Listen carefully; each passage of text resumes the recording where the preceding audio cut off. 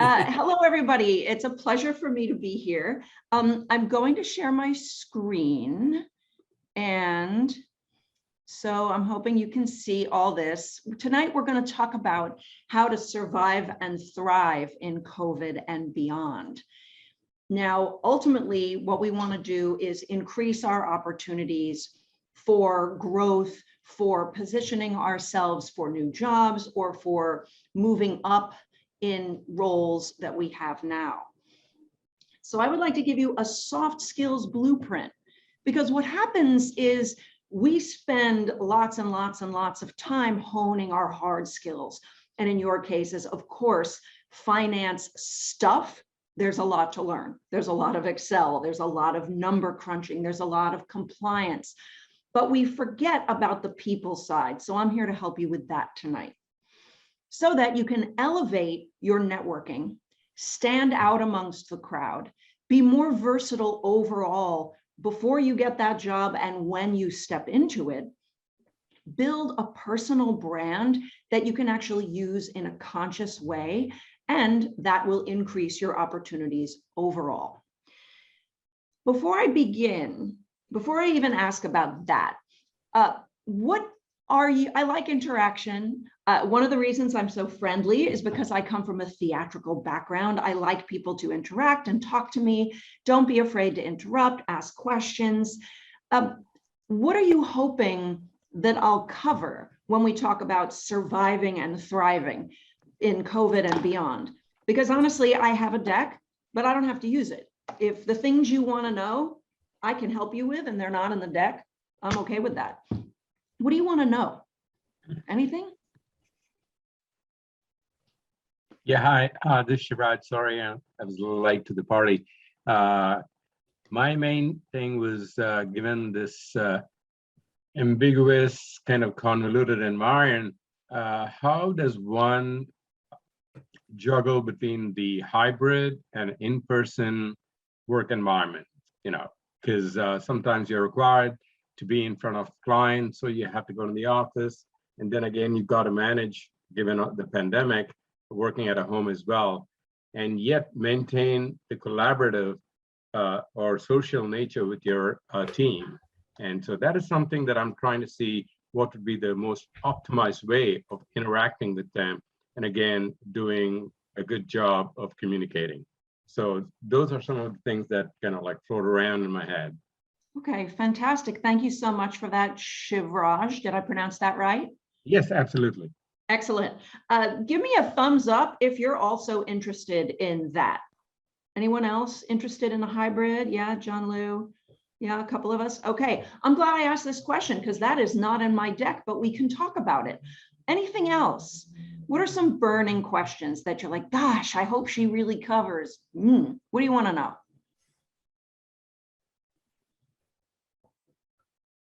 So I think when you say elevate networking, Stacey, I think one of the toughest things to do, and John touched on this a lot during his talk, is how do you build that network? How do you find people to network with? How do you find meetings to go to? And I think it's, what do you do once you get there, right? Mm-hmm. So, yeah, you know, for me, like, you know, when we were in Swap the Biz, I actually found it very easy, you know, when, you know, we'd go to a cocktail party and I'd just walk up to somebody and you know, hey, I'm Lou, you know, this, you know, and, you know, what do you do, right? And I found that surprisingly easy for me because I'm, believe it or not, I'm shy. But what do you do from there? How do you take it to the next level? Mm-hmm. Okay, yeah, taking it to the next level. After networking, what do you do in building those groups? I have a little bit of networking in my deck, but I can definitely hone it towards that as we chat. Thank you, Lou. Give me one more. What else are you dying to know? I have one. Okay, Yin Choi or? Yin Choi. Yin Choi. Hi. So for those of us who have been away from the workforce for a while, getting back and getting assimilated in the workforce, what has changed and what are things that we can take advantage and do now to prep ourselves, I guess. Okay. To prep yourselves to be reassimilated into a workforce that may have changed significantly since you were in it last time. Yeah. Okay, perfect. Again, not in my deck. We can chat about that though. Mark put something in the chat. How to give up and be happy with less. Oh, well, when you figure that out, can you let me know how to give up and be happy with less? All right, we can talk about that. Why not? So with all of that, what I was told we wanted to talk about was a little bit of how you're perceived and the LinkedIn possibilities. I think you all know more about LinkedIn than I ever could at this point, but I'm going to show you what I've got. And as I think some of these things apply to these questions, we will tie those back in. And like I said, interrupt me at any time. I like a conversation. Zoom fatigue is real, and it's better if we just talk to each other than me talking at you.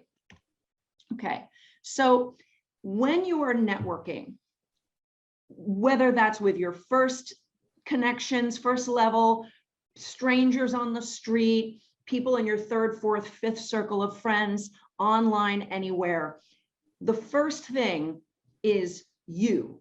They are making a spidey sense, instinctual response. We meet somebody, you shake their hand, or you see them on Zoom, and you immediately think, friend, foe, colleague, I like them, I don't like them. You get this sense, sometimes before you even open your mouth. So give me some adjectives. How would you like to be perceived by people that you network with? Give me some adjectives, just shout them out or throw them in the chat. How would you like to be perceived? Maybe not how you're perceived right now, but best case scenario, you go to networking, you get 500 amazing business card leads, you got coffee meetings. What are people saying about you behind your back? Positive, yes.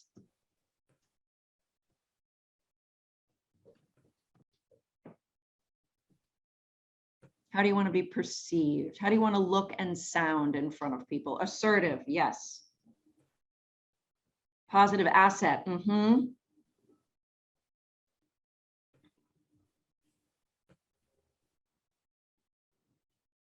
Someone they can partner with, yes.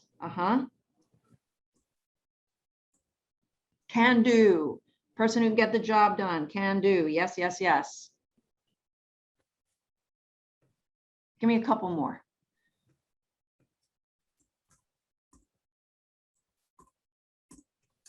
Helpful. Thank you, Lou. Fun person who they can work with, relatable. Wait. This is, aren't you guys all in finance? You folks, are we allowed to have fun? Yes, yes. I'm gonna end on that one because a lot of what I'm gonna talk about is that. One of the things that I loved about the Swap the Biz networking event, what kept me coming back, was that it was social networking. The lead of the group really discouraged people from talking too much about business. So being fun and relatable is a huge part of it. So I don't see too many problems here, but just so you know, as soon as you turn your camera on, I am judging everything about your Zoom window. That is your first impression for me when you are doing online. You want to be professional on purpose. It is not an accident that you're lit. It is not an accident that the angle is good for the people looking at you. Please let there be light. Some of you are sitting in kind of a darker room. My husband is a filmmaker, thank God, and he brings me lights to help me, but I've purchased my own lights. I'm constantly fiddling with it. This wall is black at night, black. It's terrible. But in the daytime, this window blasts me with the sun. I'm constantly rearranging the lighting so I look good. When you see 20 people, you want their eye to go to you. So be that person. Your background matters. Again, I don't see any terrible backgrounds here, but make sure that your backgrounds are clean, neat, and if you can be deliberate with it, why not? I have this background for casual meetings. COVID, I put in a whole wall of this geometric 3-dimensional wallpaper over there. So when I have high-paying clients, I look like I'm in a WeWork conference room. I have the space to do that. Make sure your background is good. Beware of fake backgrounds, the ones that you pixelate in and you put them on the Zoom filter. If you move around too much, you disappear into your background. So be aware of that. Dress for success. I think you know this. It's after hours. We're in our sweatshirts. We're hanging out. I put on a dress for you guys and a necklace. Okay. Dress for success. If you think there might be somebody on there that could be a connection, because everybody could be a connection. Corporate on top, party on the bottom. You don't know if I have pajama pants on, and I'm not going to tell you, but I might. Stay present in Zoom meetings. It's super easy to look around, be doing other things. If you have your camera off, I assume you're not paying attention, period. I assume. You must have your camera on. If you don't have a camera, get one. It's super, super, super, super important. I need to see you to know if I want to hire you or network with you. Minimize distractions. As you can see in this photo here, this is one of my many cats, Schmeek.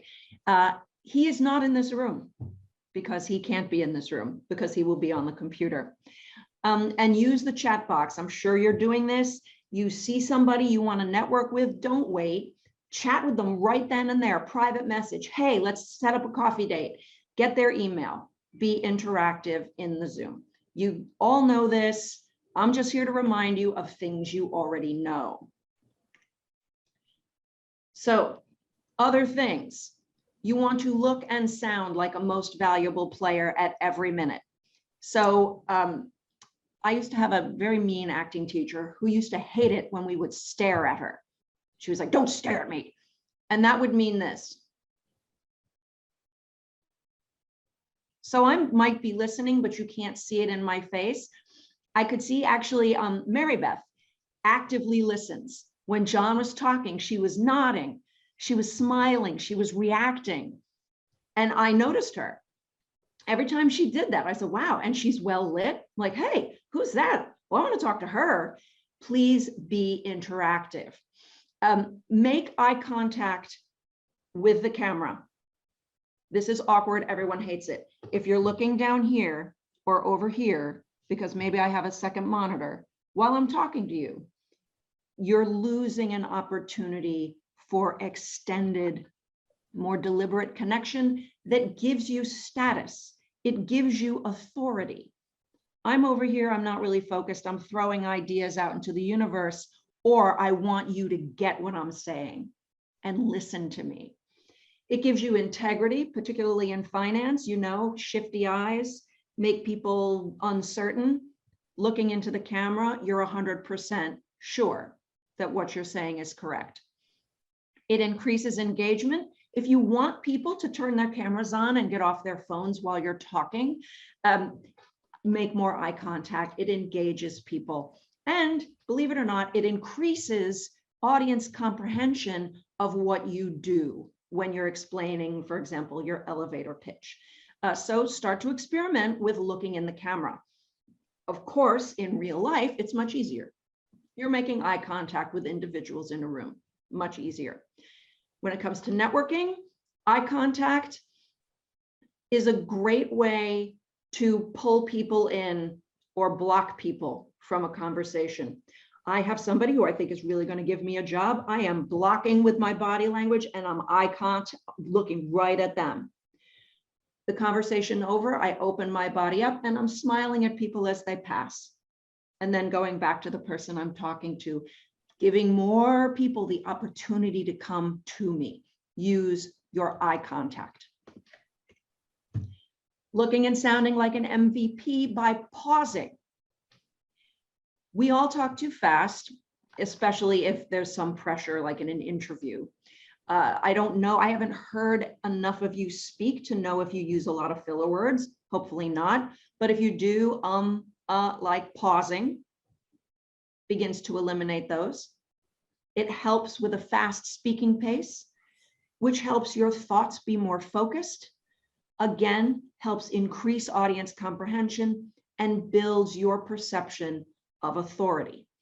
Even if you don't talk too fast, when you pause after important sentences, big ideas, in between list items, it just adds to your power. By being still, you're saying, I'm the boss, and you'll wait, which is kind of exciting. Lastly, for body language and physical stuff when you're networking, you want to use all of your vocal power. I have the benefit of a theatrical education, so I'm used to using my voice. If you're not, especially if your camera is broken, it happens, I'll allow it, but make sure your camera's on. I need to hear the vocal tone and pitch that adds meaning and clarity. Sometimes it can grab and hold my attention, and it can show emotion or intention. Use your voice, be a storyteller. I'm a finance person, blah, blah, blah. What is your secret sauce? I'm in finance for 50 years. And you know what my specialty is? I love grooming young people to become powerful financial investors. Let me get excited because you are excited, and you will stand out when there's 20 people delivering their 30-second or 60-second elevator pitch. And finally, fidgeting is for prey animals. If you're fast and not deliberate, you are food. So if you're sitting, playing with your pen, I don't see any of this happening, but if you are taking notes, doing other things, you're undermining your authority. Stillness is power. Particularly when you are in the real world, we play with our watches, we are twirling the stir and our gin and soda at the cocktail party. We're in our pockets, jingling change. There's tons of nervous tics that just show, it's just adrenaline, but you want to be a lion in front of people. And then they will be more attracted to you because you seem like an authority. Are there any questions about body language and looking and sounding powerful at a networking event? No. So one of the questions was, when you're networking, here's my card, what do you do? How do you follow up? I would say don't start with, here's my card, what do you do? Is there something social you can talk about instead? And Lou knows this from Scott Eisenberg. And when he said it, I kind of was like, yes, this is truth. And I know this. If you say, we just talk about business, I'm a financial advisor. Well, I'm a real estate agent. Okay. Nice to meet you. I'll be at the bar. Or who invited you to this networking event? What are you doing for Thanksgiving? Are you traveling? Oh my God, last Thanksgiving, oh my God, can I tell you, Google took us on this path. We got stuck in a mud puddle with that. Now we're friends. Now we're talking like humans. And if you're a storyteller and you're using your intonation and your eye contact and you're pausing, people's spidey sense is going to be friend. I like this person. And then you get into the business. And if there's synergy in the business, a coffee date is imminent because I enjoyed talking to you. I used to go to big in-person networking events and come home with 3 or 4 business cards because I would have deep conversations and have a coffee meeting with each one of them. rather than 1,000 people that are just, but I'm using all of this. People see me from across the room and they go, wow, I got to talk to that crazy redhead. So leverage that intonation and body language. LinkedIn, you know more about it than I do, guaranteed.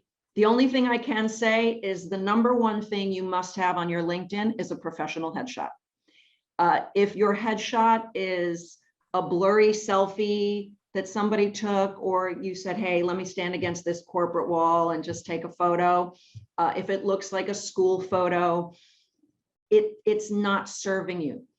It's the only way people get attracted to you. They see your picture. Maybe, okay, they're looking for financial people, but there's thousands. And then they see you and they go, he's got a twinkle in his eye. Now I want to read his profile. What's going on here? Get that professional picture done. Photographers are made of magic when they're good. And then your pose, they're like shoulder down, chin up. Okay, now you're a turtle. Okay, no, and then they tell a joke and you smile and you don't understand why the picture looks great, but it does. They just know how to pose you. I highly recommend that you do that if you haven't. John had said the fun articles on LinkedIn and the short ones got more interest. Yes.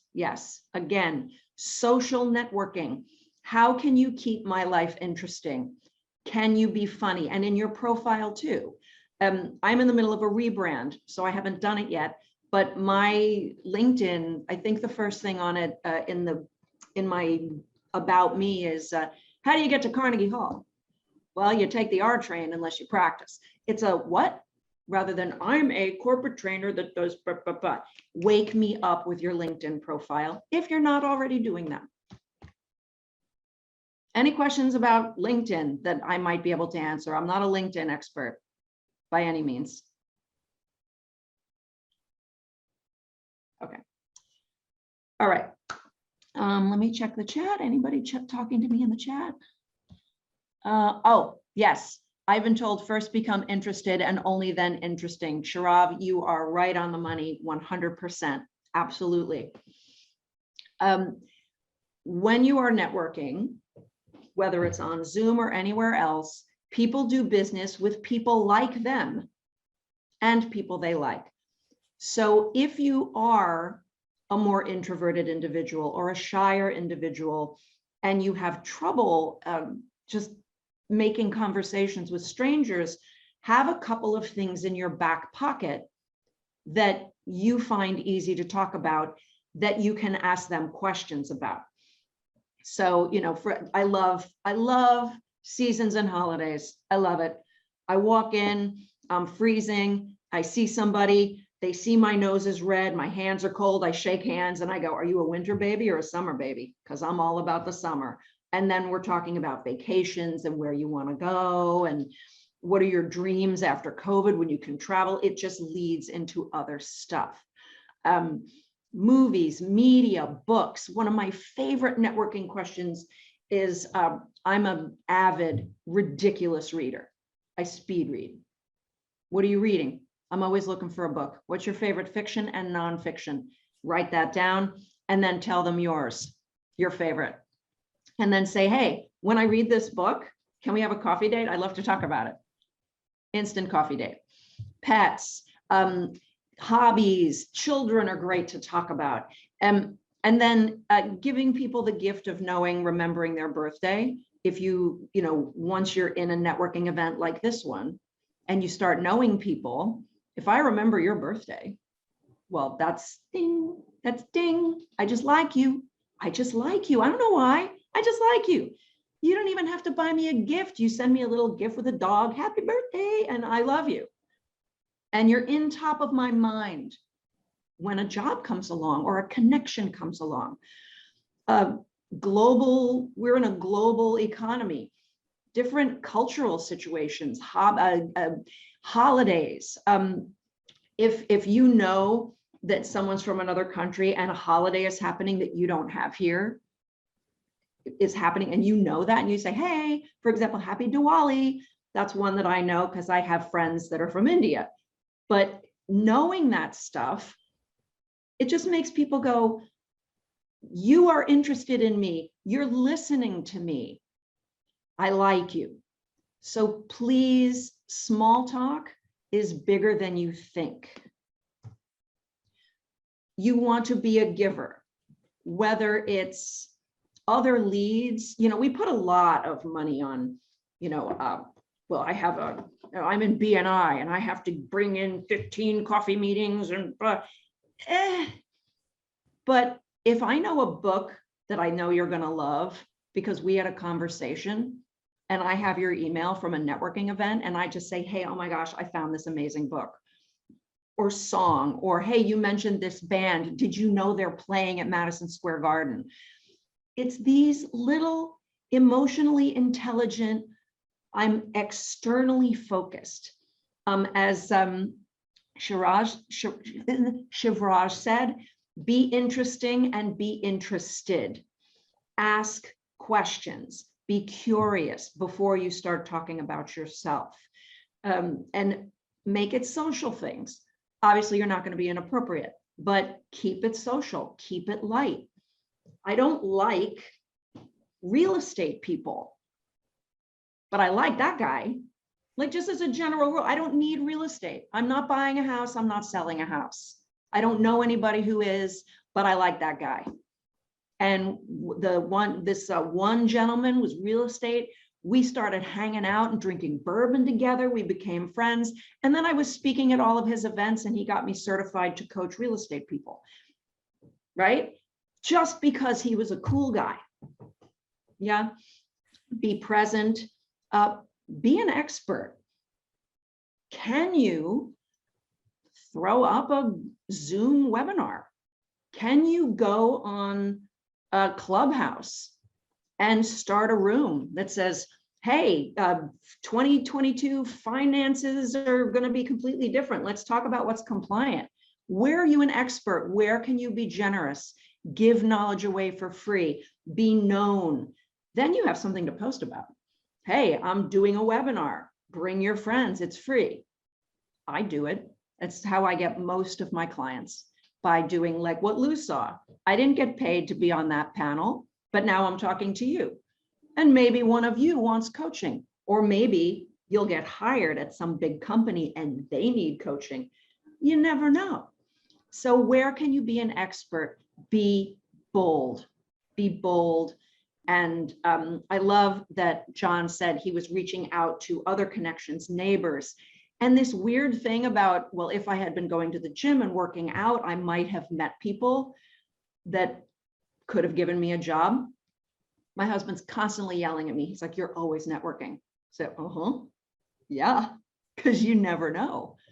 One of my weird old lady neighbors got me a connection because just as random, I invited her to one of my webinars and said, send it to the neighborhood people. Why not? That was actually my first connection to real estate. And I did a big keynote at a convention for real estate. So no connection is wasted. For me, my philosophy, which was hinted at, I think John hinted at it, networking is a dandelion.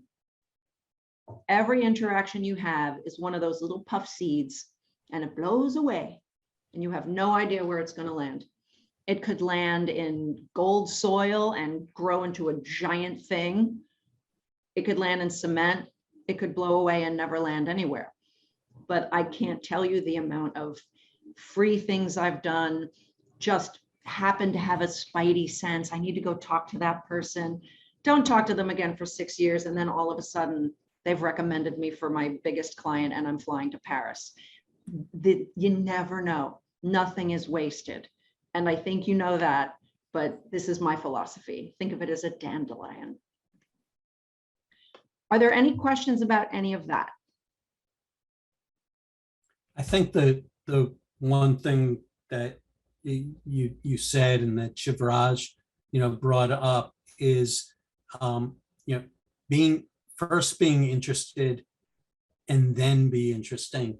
Like, make sure that you are tuned in to the person that you are speaking with, and that you're not loading for your, for your presentation, if you will. You get a lot more out of networking by being the giver Mhm. than by expecting to be the taker. Mhm. Right? People are not dying, right, to help you find the job, okay, or to hire a coach, or to hire a part-time CFO, which is what I was doing back then, but they were real interested in what you could do for them. Mhm. But if you can do something for them, you can help that person find a job, if you can help that person find business for themselves, it will come back to you. Mhm. Karma is real. And if you're the one doing the giving, people are going to think of you first when it's their opportunity to give. Yeah. And I definitely recommend taking it beyond business. I may not have the perfect client for you, and now I've forgotten about you. But what I can give you is a book I recommend, or an experience that I can share, or a special place to buy that Christmas present for that weird aunt that you never know what to buy for. Just keep connections, particularly when you meet people where your instinct goes, ooh, they're a good person to know. Being tuned into the individuals that you're with and asking them questions. A whole other course I deliver is on emotional intelligence, and that's all about tuning in and listening to what the other person is looking for. So Lou is right on the money. Be a giver, ask questions, be interested, and people will want to help you. It may take time though. It's a long game. You're in the long, long game. And as long as you keep at it, as John said, the numbers will serve you. So look at these other questions. How do you re-assimilate into the workplace? That's a stumper for me. I'm a coach. I've always been kind of a freelancer. My instinct is to get a buddy. Once you land that job, tell your, or just be doing research, finding people in that realm and saying, you make a connection on LinkedIn, for example, and you say, hey, I noticed on your profile, I love your photo, by the way, that you're in industry X. I've been out of industry X for a long time, but I want to get back into it. Would you mind? I know this is weird. Can we get on like just a quick phone call? I'd love to ask you 3 short questions about the industry, just as a favor. You never know. You'd be amazed at how people will be like, oh, I like to be helpful. Yeah.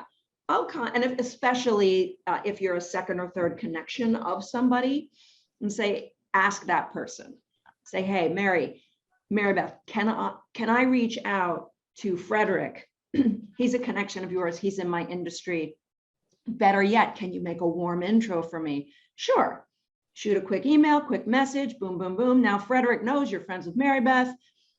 Now we're having a conversation. So you're finding information before you get that job. And when you get the job, or when you're applying, you can show your knowledge by in the interview saying, I've been doing my research and I know that it used to be X, but now the compliance rules are X, Y, and Z. How is your company handling that? And they go, wow, okay. Now you have questions for the interviewer. All right. And then of course, once you get the job, get yourself some mentoring. Do not be shy with saying, I want to absolutely crush this job. Who can be my lifeline if I have questions about new policies, new procedures, and just this new world?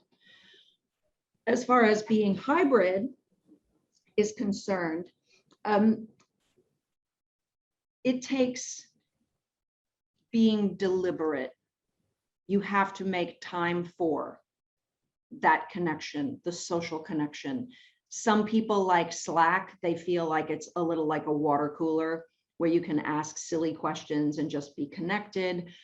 But saying to any of your team members or direct reports, hey, you know, on every Friday, I want to have a happy hour. I'm going to be on this Zoom room.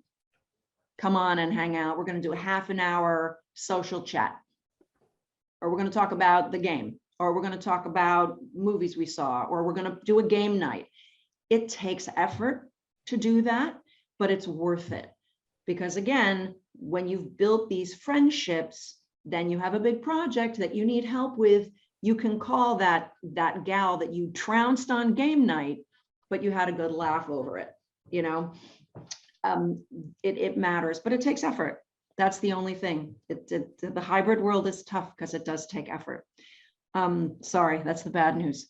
Does anybody else have things that are working for them in the hybrid system? No.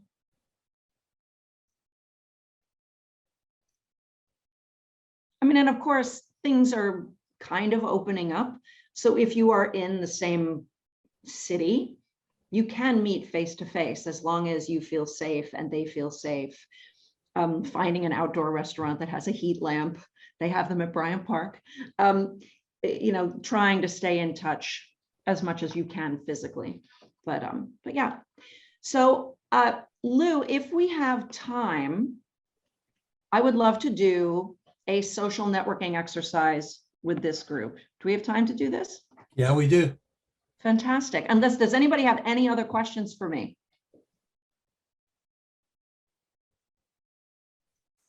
Okay. So this is one of my favorite. Stacey? Yeah, Yeah, may I ask a question? of course. So for those of us who are somewhat senior Mhm. and the top of the pyramid can be kind of thin, and we're willing to accept jobs that are a little bit junior to get in there to our past experience, to get in there and show what we can do and see how it goes. Oftentimes I find, at least from me, that I'm not given the opportunity to convince them, that they just assume I'm too expensive, that I won't take it, and I get shut down really quickly. Do you have any solutions to that problem? Tell me a little bit more about how that manifests itself. You're applying for a job and they just don't call you. They don't call you. How does that work? So I applied for a job I would have been really good at on a Friday. Was starting to network into the job like immediately, called all my contacts at that institution. They, you know, to let them know I was applying, was checking out the hiring managers' mutual connections to see who could help. And by Monday, I didn't. I was vanquished, and they're still posting the job.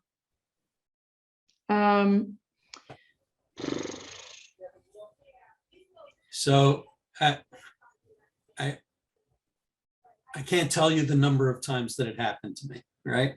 And I mean, it's partly a matter of ageism. It's partly a matter of, you know, what the perceived cost will be to bring you on board.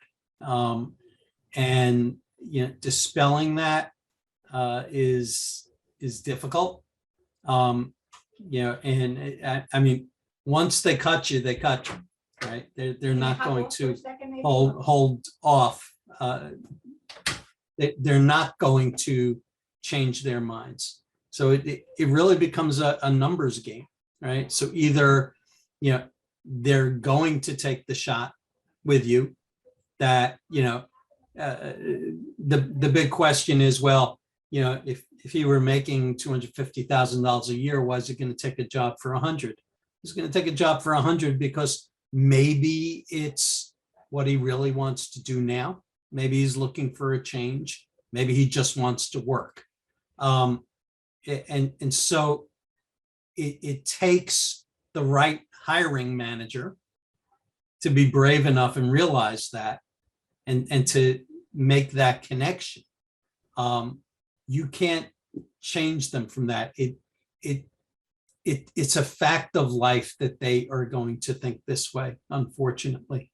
And they, you could dye your hair, you could dress in a cooler suit. You can wear a toupee, I don't know. But I mean, ultimately, it's going to be up to them. And I would say that, out of the 75 jobs or so that I applied to while I was out, and then the one that I got was through networking, right? Stacey, I think you know Rochelle Listener. Mhm. It came through Rochelle. It was crazy. Like, I'm in a networking group with her, and I go to another networking group and she's sitting next to me. And later that night, she gets an email from a third networking group. And she says, "Hey, Lou, I thought of you." And 2 weeks later, I'm the finance director of counseling in schools. And because that person was willing to take a shot for me. Okay. I'm sorry, excuse me for 1 minute. I'm sorry. Keep going. Work from home strugs. It could be worse. He could have a cat walking through his keyboard. So Frederick, I think that Lou is probably right, and ageism is a terrible thing that should be stopped. Befriending and networking with younger groups, getting into their heads, knowing how they think, knowing the kinds of, not that you're going to do the things they do, but being able to say, "Oh yeah, I know you're all doing this video game. Yeah. I also play video games. You know which one I like? I still play Pac-Man." You can joke, just showing that all of my friends are in their 20s and 30s, which is very strange to me. And I'm 51. I'm hoping that will serve me as I get older. Also, joining, groups like, what about fintech accelerators? Can you be an expert? Can you donate your time while you're waiting for your big job? Donate your time and become an expert to fintech accelerators. Be one of their financial mentors. Now you're hanging out with the younger crowd. You're just getting it on you, getting the vibe. Joining groups that are not just open networking groups, but, and you probably are already doing this, but groups that have the kinds of people you want to work with. So if you used to be a C-level finance guru, and now you want to move down into another level, look on LinkedIn. Are there groups of those people? Become known as an expert. Start posting articles as an expert. And why not start posting, and again, maybe even having a clubhouse group of, people wanting to slow down their career. Everyone wants to accelerate. I just want to work. I could retire, but I don't want to. I don't need the money. I just want to work. I'm really excited about XYZ. Just you're throwing dandelions so that maybe you can stack the deck in your favor against the ageism, because you've already had it out there that, oh, well, Frederick, yeah, he's worth 200,000 a year, but he just really is interested. Maybe we'll talk to him. Maybe we'll get him on the phone and see. Otherwise, I don't know. Godspeed. Ageism should be smacked. It's true. Thank you. You're welcome. I hope that was helpful. Are there any other questions?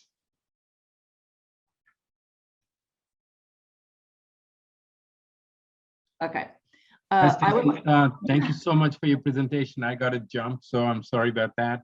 No problem. But I enjoyed your presentation. And again, Lou, thank you for holding the session today. Thank you very much. What time is this meeting over officially? Anyone? Sorry. What's that? The meeting ends at 7 o'clock. Sorry. At 7 o'clock. Oh, okay. So we have time. So this exercise is it's a good icebreaker if you're ever running your own meetings. It's a great way to get people to connect. Everyone think of something that they can offer, some good advice. It could be, I know a great restaurant. I know how to get discounts on Black Friday. It could be a business thing. What do you have to give? Or what is something you need? I actually need somebody to repair my roof. I need a new house cleaner. I need a job. I need a pet sitter. It can be anything. It doesn't have to be business oriented. You either have something to give or something you need. And we will just go around the remaining squares. Who do we have left here? And just going to see, what do you have? So I'll start because it's my exercise and I know what I'm talking about. So I have to give. I host a Christmas caroling, holiday caroling walk in my neighborhood in Queens. It will be just Friday, December 17th this year in the evening, probably around 5 o'clock. And if you're in Queens or you're willing to come to Queens, text me in the chat box and I will take your email and I will send you an invite and you can come and sing Christmas carols on the street with me and my crazy friends in my neighborhood. I have Christmas, holiday. We do sing the 2 or 3 Hanukkah songs as well. Holiday cheer. So, Frederick, you're top in my Hollywood squares. What do you have to give or what do you need? Well, if anybody wants to learn about international equities, I'm happy to talk about global markets, financial markets, but particularly equities.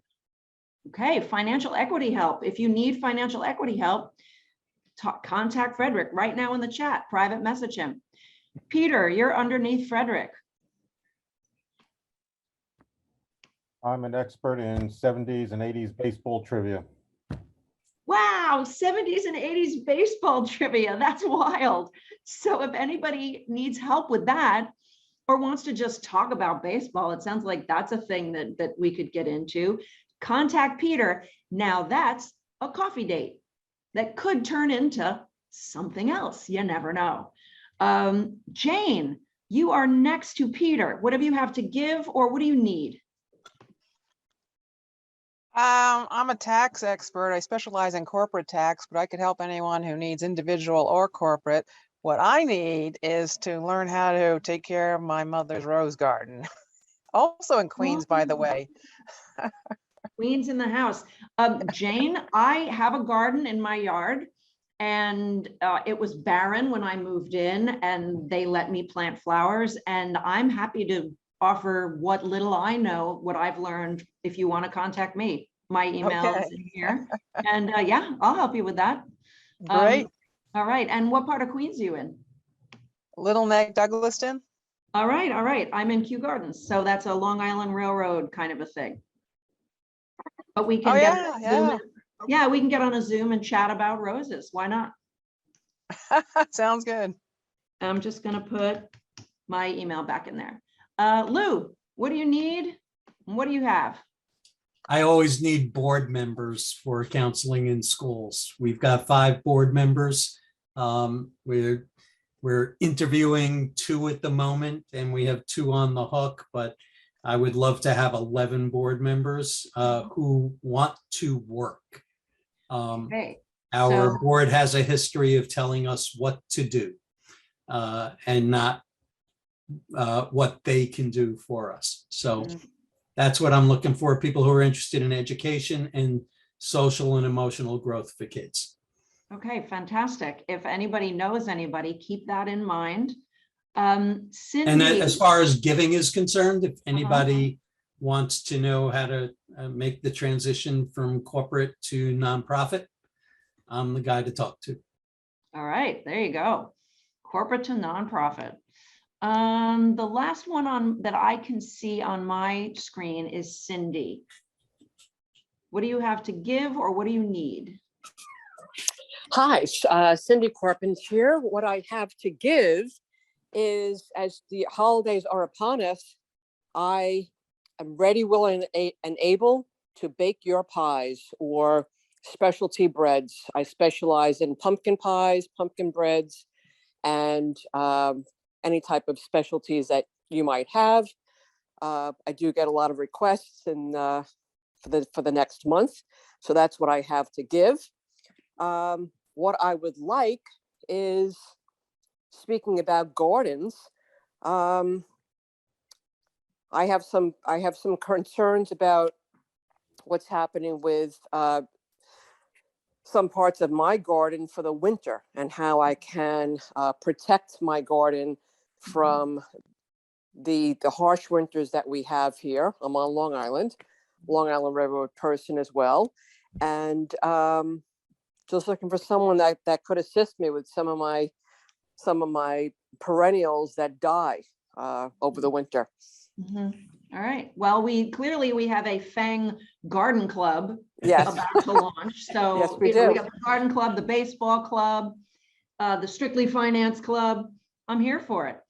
And I am going to visit my cousin, and they said don't bring anything. My cousin's husband doesn't do stone fruits. I can't make my usual apple thing. Cindy, I might remind me of your email. I might need a pump. I think like a pumpkin bread or something could be good. I've been known to do a mean, nicely spiced pumpkin bread with or without nuts, depending on who has allergies. And this has been going on for a number of years, and I have a lot of repeat customers. So very happy to help you. All right. Well, Cindy, you have my email in here, Stacee at Great. Red Leaf Coaching. Send Okay. me how long you need and what it costs and what you got and how I get it. And I don't know, let's talk about it. Why not? Sounds great. Sounds great. All right. So now, and then, you know, Cindy and I got on the phone and have a conversation, and then eventually we talk about maybe what we're doing, and then you never know. But I have now eaten her pumpkin bread. So she owns me in a way that's like the law of reciprocity. Yeah. So keep in mind that your own personality is the yummiest, best thing about you, because there are a billion people that do what you do. And they may or may not do it as well as you do. But the only thing that is your true differentiator is you. And bring all of you to the table when you network. That's my final offering. So here, my final thing is just to recap. We talked about subtle ways to increase your opportunities using soft skills. Your soft skills blueprint is communicate like a boss and bring all of you to the table, and make sure that your Zooms, of course, look as professional as you are. And maybe put something in the background, a conversation piece. I have at the printers now, I commissioned an artist to do 3 prints for me. He does these really cool digital renderings from photographs, women that mean things to me. So I'm going to have Ella Fitzgerald. I'm going to have Myrna Loy as Nora from Nick and Nora. And I'm going to have Julie Newmar as Catwoman, because I teach the supervillain method of authority when I'm coaching. So keep your backgrounds interesting. And when you start using these tools in a more deliberate way, you'll elevate your networking, stand out, be more versatile, and build a personal brand that you can use in an active way to increase the opportunities. It's a numbers game, but you can stack the deck in your favor a little more by being that person that stands out. Next step, start using some of these tools. It's a little late to start today, but maybe tomorrow morning. And if you are interested in talking more to me about any of this stuff, of course, I am a coach for hire.